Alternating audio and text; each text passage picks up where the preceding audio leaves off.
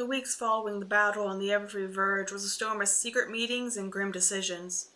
Rainbow Dash and Applejack, along with the Royal Guard commander and master-at-arms of the Equestrian Regulars, had been all for putting out a wanted poster and making an announcement of Sombra's return. But Celestia and Luna both put the kibosh to the idea immediately. Sombra was both a deadly sorcerer, accomplished crembacher, and a skilled shapeshifter. He wouldn't be recognized anywhere he went, even with the wanted poster plastered all over every city wall. Fluttershy was likely benefiting from the same obfuscation magic as Sombra was as well. Making the announcement would just start a public panic, and announcing his abilities to shapeshift would just have the whole populace jumping at shadows. No, starting the panic would just create the kind of chaos that Sombra thrived on exploiting. All traces of his past would vanish like footprints in a trampled path, and they would never find either the Dark King or Fluttershy. There was no sign of the pair in the forest and around it. Not one of the searchers believed that Fluttershy and Sombra perished in the dangerous woods. Not only did no pony think Sombra was vulnerable enough to fall to some forest beast, but the princesses were certain that if anything happened to Fluttershy, the elements would certainly react. Life, of course, went on in Ponyville in spite of the tumult and upset that followed the flight and flashing lights. No pony but those few present at the time knew that Celestia had been soundly beaten. Through trickery and guile, perhaps, but beaten nonetheless. Luna took the fore after her sisters defeated Sombra's treacherous hoofs, mobilizing her much more adaptable and stealth-capable Lunar Guard to begin sweeping the Everfree and its surrounding townships. At first, Twilight and her remaining friends had expected to hear of success within the week. Then the week passed. Then a month. A knock resounded through the foyer of the Castle of Friendship, rapid and panicked. It was early in the morning, and Twilight snapped awake instantly. For a moment she had the absurd thought that it had all been a dream, that Fluttershy was knocking on the door, and this time she could do things right. Her logical mind quashed the insane notion seconds later, and was reinforced by the sound of Rainbow Dash's voice hollering something from the entrance hall. Twilight wiped the sleep from her eyes and blurry cantered out of her rooms and down the hall to where a very agitated Rainbow Dash was waiting. "Dash, what's wrong?" Twilight asked, her brain foggy, but she felt herself wake up a little at the panic on Rainbow Dash's face. "It's Scootaloo! She's gone!" Rainbow yelled, causing Twilight to flinch. Holding up a hoof, Twilight tried to focus on the rude awakening she had just had. Okay, just hold on. You mean she ran off again? She just got out of the hospital. Didn't she have an orderly assigned to stay with her at the orphanage for the next week?" "She didn't run off, Twilight. She was transferred," Rainbow hissed. "Transferred to some other orphanage in Manhattan in the middle of the night, apparently." Twilight blinked in confusion as her coffee-deprived mind slowly assimilated that information. That's not right. It's technically legal, but it's a really gray area." "Exactly," Rainbow said darkly. "When I asked about it, I was told that the paperwork was all in order and that the transfer had happened that day to facilitate a smoother adoption process." "Scootaloo got adopted?" Twilight felt a small rush of joy for a moment before the realization set in on what that meant. "But that's a months-long process normally. It takes weeks to ensure the prospective parents are properly vetted and financially situated. Then there's the reams of paperwork to fill out and—" Rainbow tapped her hoof on Twilight's nose, interrupting her train of thought. "Yeah, maybe for normal folk, but apparently these parents are some flavor of super rich. Rules don't apply to rich ponies, Twi. You came in from a noble house, you should know that. These ponies basically just pay to have all that crap taken care of." "So who adopted her?" Twilight gestured for Rainbow to follow her into the kitchen, where she grabbed the percolator and started to brew herself some coffee. Rainbow just shook her head, ears flicked in frustration. "I don't know. It's a closed adoption, so not even her birth parents would be legally allowed to know, much less me." An uncomfortable silence settled over the kitchen, disturbed by the sound of the coffee percolating. Eventually, Twilight poured herself a cup and took a sip, her eyes pensive. "Scootaloo will definitely contact you," Twilight said finally. "You know that, right? She wouldn't just leave you hanging." A grim smile curled onto Rainbow's muzzle. I hope so. If not, then I'm going to find her, even have to turn the canto horn upside down and shake it. Across town, in the dim dawn light, Rarity threaded a needle at her work desk, carefully tying the delicate knot and preparing to correct the hem on her latest design. It wasn't her best work, if she was being honest, certainly a step beyond the bland offerings that the season had seen, in her opinion. But the fact that she knew that she could do better irked her. It was the work of a few moments to make the correction, and then her glittering magic whisked it off to settle onto a podium. She couldn't quite put a hoof on it, but there was something lacking in her work lately. Her muse was mum on the matter, and she felt it nonetheless. Her instincts screamed that she was missing some spark, something vital. But she knew what it was already, didn't she? It was the same reason she was up at the wee hours on a dress that she had no passion for. She wasn't working to create. Rarity was working to forget. She was throwing herself into her craft in order to find an escape from the guilt that was gnawing at her gut. A choice made in haste had led to terrible consequences, and while she knew it was hardly her fault alone, it was the fact that she had to be party to it at all, and what that reflected on her character, that Rarity had an issue with. She had disappointed herself as well as one of her best friends, a friend she had respected maybe more than any other pony. Fluttershy, Rarity muttered. The name set off a cascade of feelings that Rarity had gone to a great deal of trouble to bury, and like an avalanche they rolled over her, engulfing her in their crushing weight. Tears rolled down her cheeks, and a moment later, a small racking sob shook her feminine frame. Fluttershy, I'm so sorry. I'm so sorry. I know. A cold shiver ran down Rarity's spine. Had she just heard something? A voice. A terribly familiar voice. Closing her eyes, Rarity tried to convince herself that she had imagined the sound. It didn't work. Fluttershy? She spoke again, this time with purpose in her voice. Here. Come over here. The voice had a very definite direction. It was coming from her room, and Rarity immediately tore into a gallop. Knocking her latest creation from its perch as she ran. Bursting into her room was turned away from the sun to ensure the morning rays didn't ruin her beauty sleep, and since she hadn't lit any of the mage lamps, nor opened the curtains, so it was nearly pitch black. Rarity glanced about after lighting some of the smaller lamps on the nightstand, but saw nothing out of the ordinary. Am I really losing my mind after all of this? Rarity said with a small, nervous laugh. A noise sounded from Rarity's vanity. Lighting the slightly larger mage lamp built into the top of the mirror, she realized that there was one thing out of the ordinary. A letter in a thick, old-style envelope sealed with black wax.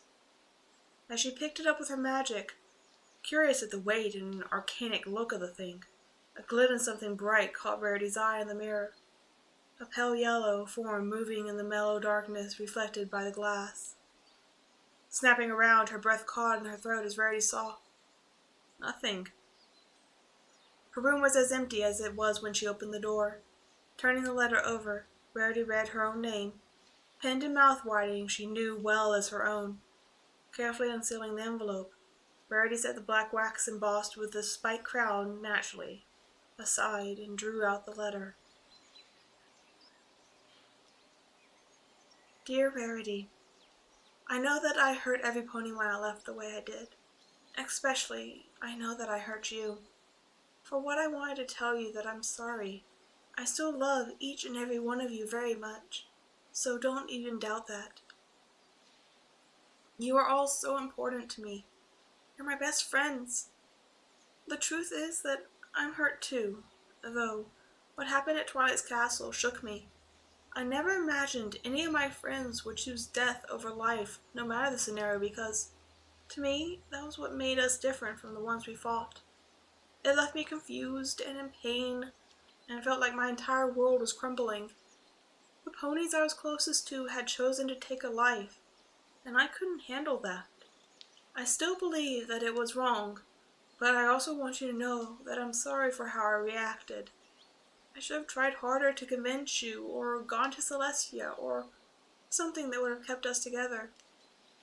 I know that I had as much of a part in driving a wedge between us as any pony else.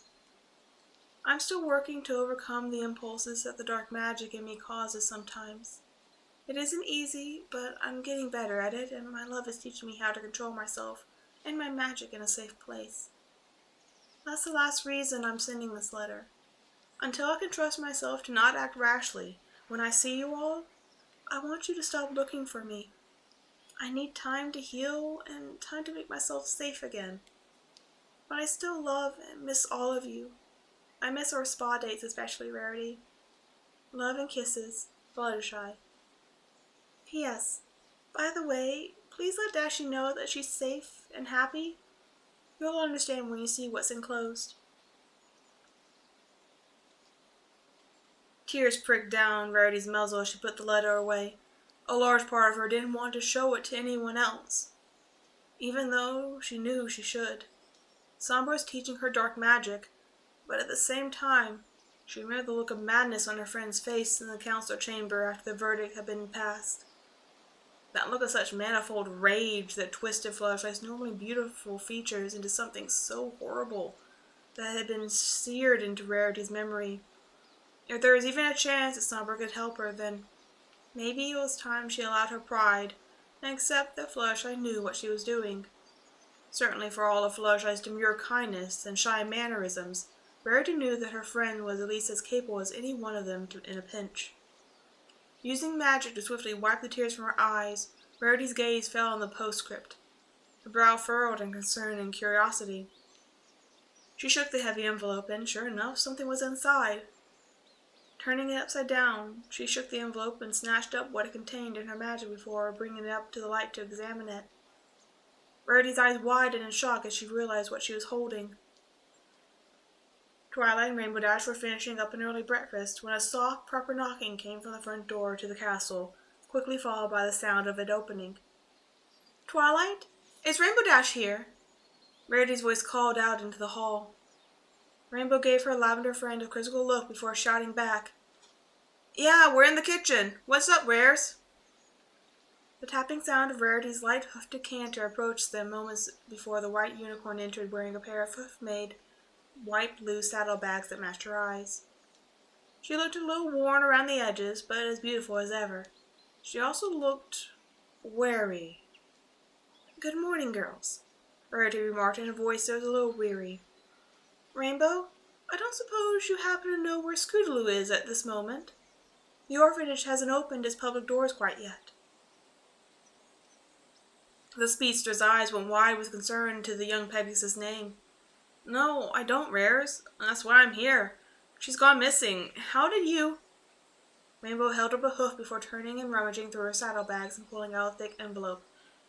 "I received this via some kind of magic this morning. It's from Fluttershy. I would know her mouth writing anywhere, and—" Rarity took out the envelope and laid it on the table. It had quite a bit to say, but at the end are simply the words, "She's safe and happy," along with this.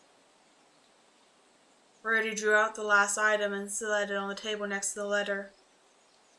It was an orange covert, naturally shaded by the look of it, with a black tip the color of dark ash.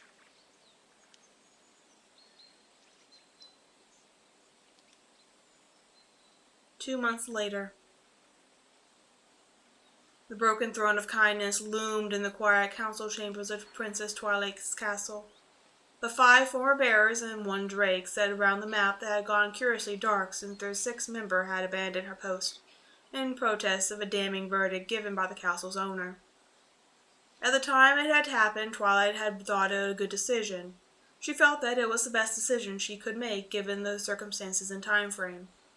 Sombra was a war criminal. Although his transgressions had occurred prior to any international status, it hardly diminished the cruelty of his actions. An entire people enslaved, an imperial war machine driven to expand and conquer without mercy, by a ruthless tyrant. In the months following Fluttershy's exodus at the side of Sombra, Twilight had delved into the secret histories of the insular Crystal Empire. Cadance and her brother had been forthcoming and sympathetic, as well as interested in the contents of the once forgotten manuscripts. The more Twilight read of the Shadow King, the more she found herself both impressed and terrified of Sombra. When he deployed his armies, there was no quarter given nor asked. No offer of surrender was ever made or accepted. It would begin with a messenger delivering a notice of annexation, not even declaration of war, simply an edict making the territories a new part of the empire. Then his armies would march in the next day, armed to the teeth, brutally putting down any resistance. If the tribe or house controlling the land could muster any army, there would usually be a small fight, but it was always in vain. Sombra's soldiers marched to the side of the shadowy abominations created through dark sorcery. Siege engines of black magic with only the commander of the kings for a mind. It baffled Twilight to no end. This was the stallion she had chosen to forsake all vows and oaths for? That she chose to forsake her friends for. At first it had been infuriating, then maddening, then thought-provoking. Twilight? Applejack started, tapping her hoof absent-mindedly on the dark map. I understand you want a mate every so often, but frankly, we ain't seen hide nor hair of Sombra or Fluttershy for darn near a season. It's the dead of winter now, and odds of hearing anything before spring is pretty much just bearing a miracle. The rest of the group grimaced at Applejack's bald face summation, but no pony disputed it. She wasn't wrong, after all. Ponies traveled infrequently in the winter, and news traveled just as slowly. Twilight just shook her head, though. I didn't bring you all here for an update, she said. Her voice had a curious, thoughtful quality to it. I gathered the council to ask every pony here a question. Now, I've already asked Cadance and my brother, who couldn't give me an answer. Oh? Birdie piped up, her interest piqued. Ask away then, darling. I'm not sure what you're expecting to get from us, though, even when your brother and a princess couldn't answer. Twilight fluffed out her wings anxiously for a moment before nodding. Does any pony here actually know anything about Sombra? Not the king, she quickly clarified as the voices of her friends raised in protest. I mean Sombra the pony, as an individual. There are lots of stories and historical documents recording what he did, but there's nothing, and I mean nothing, about why he did anything or even what he was like. Not even a self-aggrandizing autobiography, and even Blue Blood has one of those. This was a stallion with access to an empire's worth of scribes, parchment, and ink, and I haven't been able to find a single sentence on the pony himself. The silence was deafening for a short while before, of all ponies, Pinkie piped up and said, He's very sad. Every pony turned to face her in surprise. Why would you say that, Pinkie? Twilight asked. Pinkie Pie shrugged.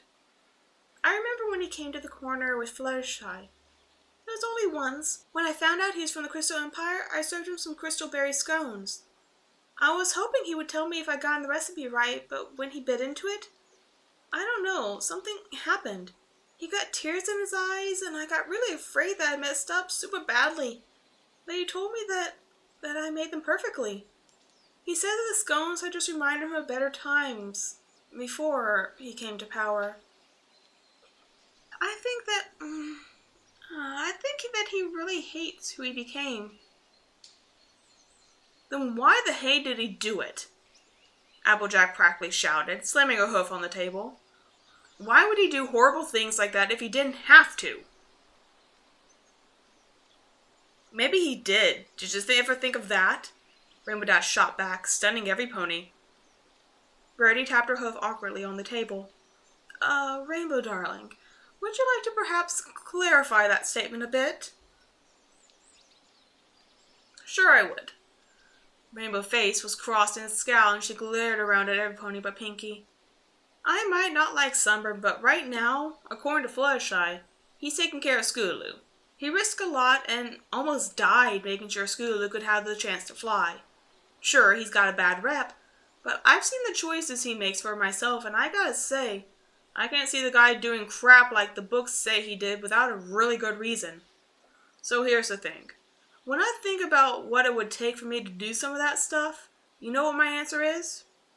Every pony stared at Rainbow in rapt attention. Twilight looked like she was going to say something, but kept her mouth shut. My answer is, if one of you were in trouble, or Scoots, or Sweetie, or Apple Bloom, that's what it would take.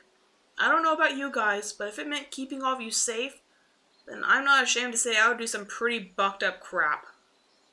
So you think he only did it because he felt like he had to?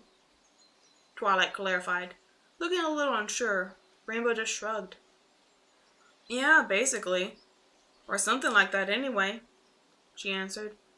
I mean, if it were me, I'd do it, but I sure as Tartarus wouldn't write it down for posterity. I wouldn't be proud of it. Seems like the same sort of thing. Maybe I'm wrong, I don't know. But the Sombra in the story sure doesn't match up with the Sombra I've seen since he got his marbles back. I ain't gonna pretend I wouldn't do some dark things to keep my family safe either, Rainbow. Applejack joined in. But the reason doesn't matter none if what you did was wrong in the end. If y'all thought it was worth it, well, more power to ya, but that don't get you out of being punished. Rainbow scoffed but didn't argue. After a moment, she let out a breath and nodded. Yeah, I guess that's fair. I still do whatever I thought I needed to, though. I wouldn't expect anything else from you, darling, Rarity said, a little sadly. I think that goes for all of us, though, does it not? We would all do things we wouldn't necessarily be proud of depending on the reasons, especially for family. Twilight nodded.